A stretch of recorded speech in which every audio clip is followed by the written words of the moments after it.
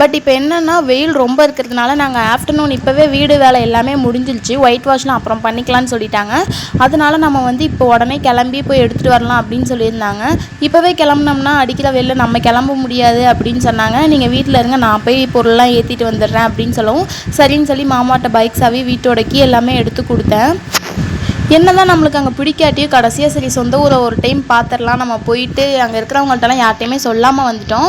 போயிட்டு சொல்லிட்டு வரலாம், சரி நம்ம தான் போவோமே அப்படின்னு நினச்சிருந்தேன். கடைசியில் மாமா நீ வர வேணாம், வெயிலில் தம்பியை தூக்கிட்டு எதுக்கு அலையணும், நானே போயிட்டு எல்லா வேலையும் பார்த்துட்டு வந்துடுறேன் அப்படின்னு சொல்லிட்டு அவங்க தான் அப்படி போனாங்க.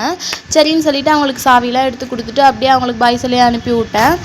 அடிக்கிற வெயிலில் மாமாவோட ஃப்ரெண்டு 2 பேரும் சேர்ந்து ஆட்டோ எடுத்து தான் போயிருந்தாங்க. அவங்களோட ஃப்ரெண்டு அப்படிங்கிறதுனால சரி அவங்கன்னா பேச்சு துணைக்கு ஆள் இருப்பாங்க, நம்ம போனோம்னா நம்ம தம்பி எல்லோரும் உட்காரதுக்கு இடம் பத்தாது. பின்னாலேயே வேறு ஆட்டோவில் வந்து அந்த ஷீட் மாதிரி போடல, தார்ப்பாய் எதுவும் போடல.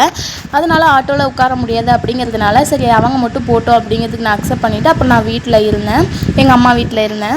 எங்கள் வீட்டில் அதிகமான பொருள்லாம் இல்லை, பொருள் வைக்கிறதுக்கு இடமும் இல்லை. அதனால் நாங்கள் வந்து எந்த பொருளுமே வாங்கலை. அப்புறம் ஆட்டோலலாம் ஏற்றிட்டு மாமாவும் அவங்க ஃப்ரெண்டும் ஆட்டோவில் ஏற்றிட்டு வந்தாங்க.